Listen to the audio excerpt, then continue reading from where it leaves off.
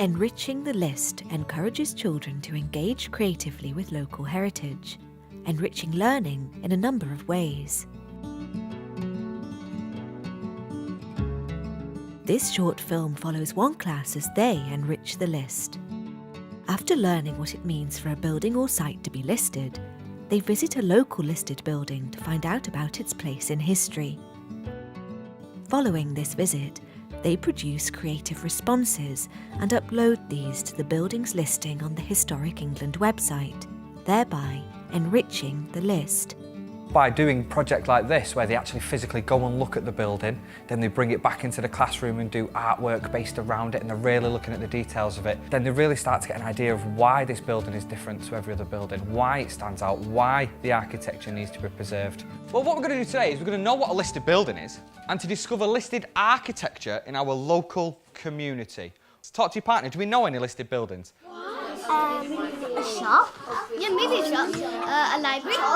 Maybe our school. I wanted to go into it blind to see what the children actually knew, and they didn't know anything.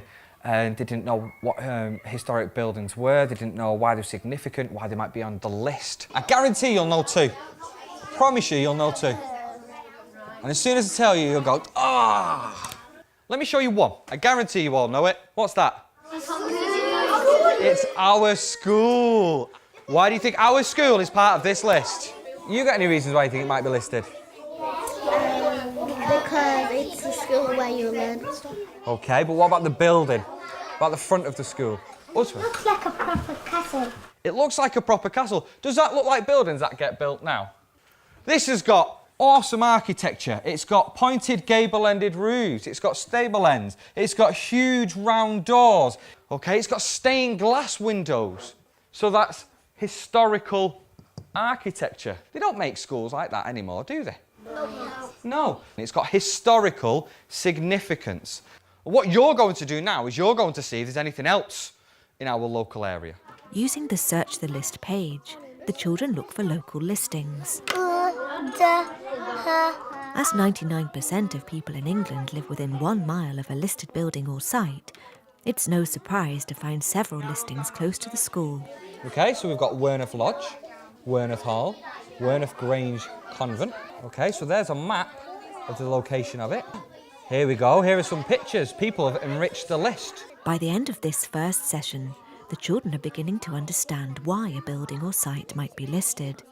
The listing that the children are going to learn about and enrich is Oldham Town Hall. I found it really interesting in the first lesson that we did that all of the children knew where the town hall was, but not because of the building it was, but because there's a brand new cinema complex there with restaurants and things.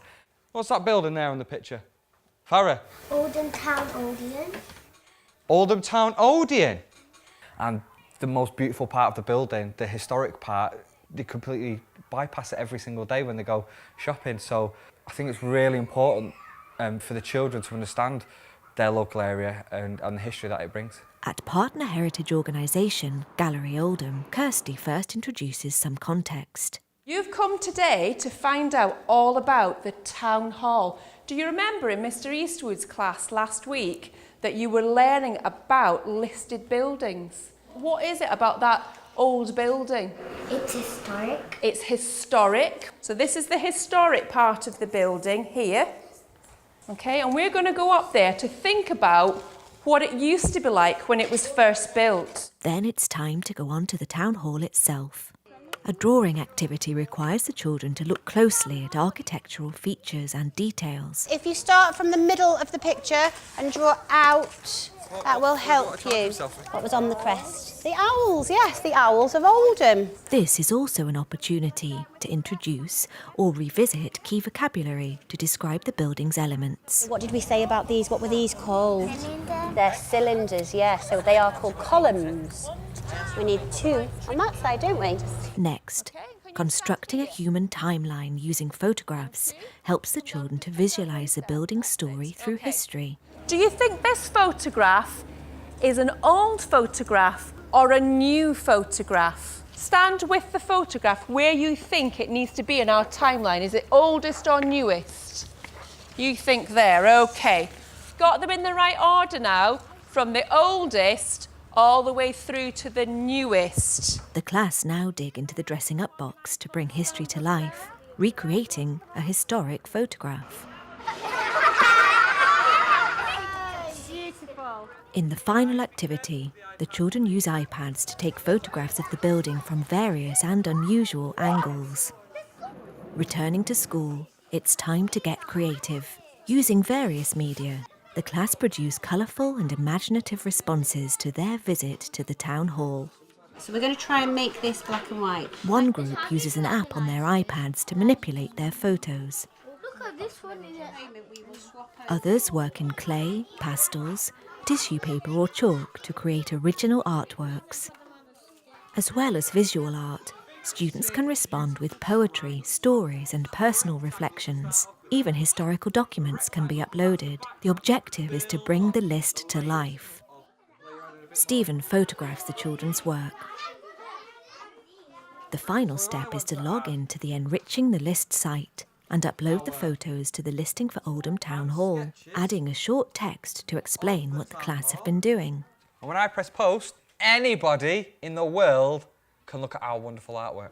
Even our mums and dads. Even your mums and dads when you go home. If other schools do log on, look at the town, or anybody around the world logs on and looks, they'll see the St Thomas Children's artwork representing this wonderful, beautiful building in our local community. The images are now published online for anyone searching the listing to see. This is a real purposive outcome with a real public audience. You're telling them that it could go to a worldwide audience. They really take pride in their work and they really want to impress and try their hardest. I will write all this information down and give it to you so you can do it at home with your mums and dads. This short self-contained project has both enriched the list and enriched learning.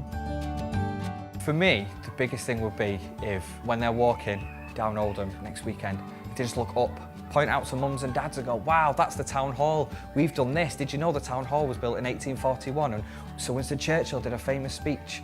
To pass that knowledge on to other people and just appreciate the heritage that they've got.